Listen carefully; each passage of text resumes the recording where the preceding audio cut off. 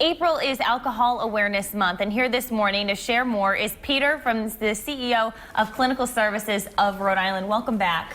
Nice to see you. Nice of you to be here because this is really an important month and important topic. And why is it so important to not only have that discussion with your friends and family, but raise awareness for others out there? It's very important because, you know, in our country, there's over 15 million people that are affected by alcohol. So over 15 million people have an alcohol use disorder. On a regular basis, about 88,000 people die from an alcohol-related death. And also, alcoholism has become the fourth preventable death, fourth leading preventable cause of death, basically. Sorry. Yeah, no, but there are many things that you can do, like you said, to prevent that. It doesn't those numbers don't have to be so high. Absolutely. I know there are instances out there where it's clear to see that someone might have a drinking problem. Maybe they're intoxicated all the time, bottles lying around, but that's not always the case. So what are some signs that we should be aware of if we think that there's something up? You know, in the work environment, sometimes you might see someone, is more quiet, they're more depressed, more withdrawn. You might see their work performance go down. You might see in the school environment that they're not showing up for class. Their behaviors, their sleep patterns might change. Obviously, the most obvious signs when you see someone intoxicated more often, the amount that they're drinking, the amount of days that they're drinking might increase.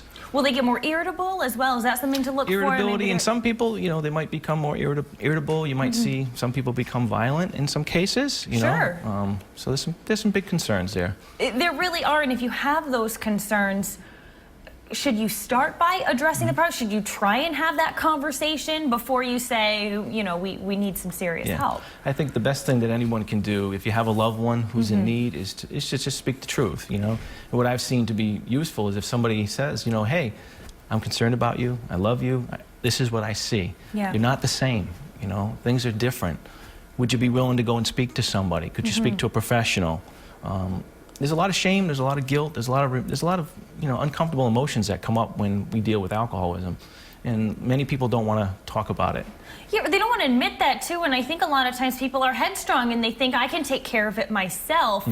You don't really want to admit that you need the help. They can feel comfortable coming to a place like you. Yeah, at our facility, Clinical Services of Rhode Island, we have outpatient treatment, we have some family treatment, we have some groups that people can just drop into if you have a loved one who's in need, and most people are very happy there. So yeah, you can find whatever works for you and your family, because like we said, it does affect all. Peter, thank you so much. An important month to be aware of, and if you'd like more information from Clinical Services of Rhode Island, you know where to go, rhodeshow.com.